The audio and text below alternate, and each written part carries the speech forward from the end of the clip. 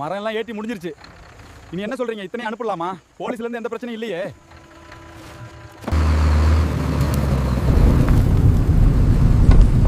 මොන පාටද ලොරිය? හරි මං එතන ඉන්නේ. ඔයා බයික් එක අරන් ලොරිය පස්සෙන් එන්න.